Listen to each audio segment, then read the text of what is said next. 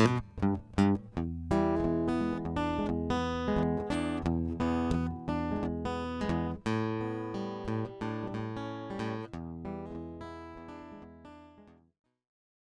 name is Janelle Harding.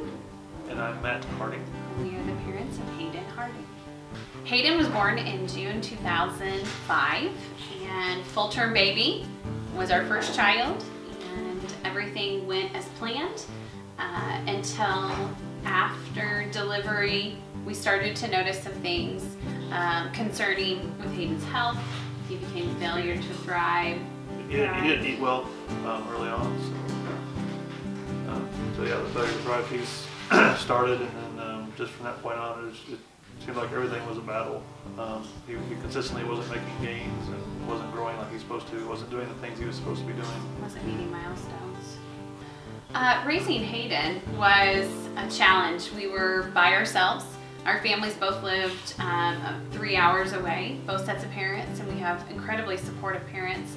But it was very hard. We were young. We were both working full time, and it was tough. It was new. Everything was new, and so we weren't quite sure what was all normal and what wasn't, I would say. We didn't have anything to base it off of. Like, we had friends who had kids, and obviously their kids would reach milestones. Well, then Hayden wasn't even anywhere close to that milestone, so never really knew why. Never got clear answers as to why. It was just, oh, he'll get there, or we can try therapy, or you should try this, maybe it's this, and so it was never really a clear picture of what was going on. But then, in the meantime, you throw in a pneumonia at 9 months, and then with his failure to thrive, getting a feeding tube around the same time. So it's just all these little things that are going on that they don't write a book and tell you this is how it's supposed to. This is how you're supposed to react. This is what you're supposed to do when this situation happens.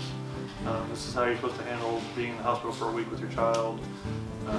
This is not how you handle a child that doesn't express his needs to you at all. As far as what he wants, what he needs.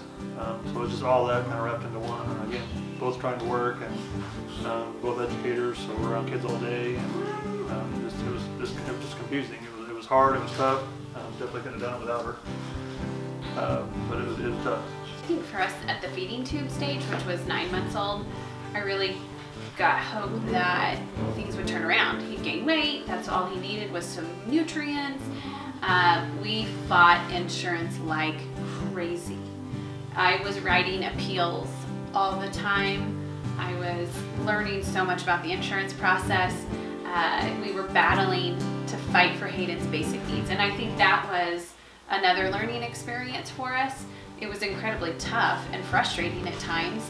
People weren't living in our shoes, and it was hard to get that point across on how much we needed. It's not like we were trying to buy him a Happy Meal. We really needed his basic nutrients. Age 3 came around, and we were like, oh my gosh, now what? We started Early Childhood Center. Again, just new things. The word IEP, which we'd always been on the other side of the table at an IEP. It was very unusual to be on the parent side of it. And again, probably nothing more humbling sitting in an IEP meeting with 10, 15 people around you telling you all the things your child can't do. So it was very, and I think that's probably done as both the service as educators, is giving us that parent perspective of what it feels like sitting on that side of an IEP meeting. Yeah, we got connected with regional office, I would say right around early childhood, because I can remember receiving help. Got a case manager. Probably 3 or 4. Yeah. It was 3 or 4. Yeah.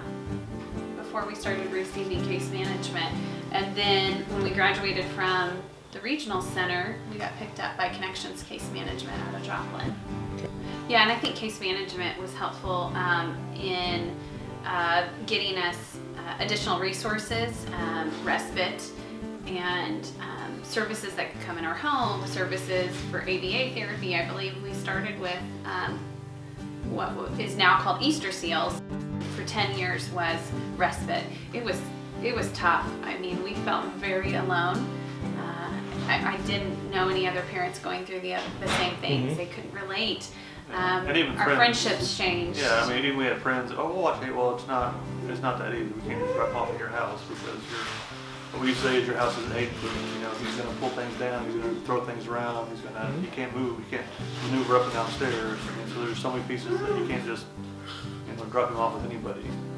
nor can they really come to our house and know exactly what you can do and can do. So I think with the Lopez waiver, I mean, I'm gonna say 90% of this is Harding, because I don't know, I got frustrated easy with it.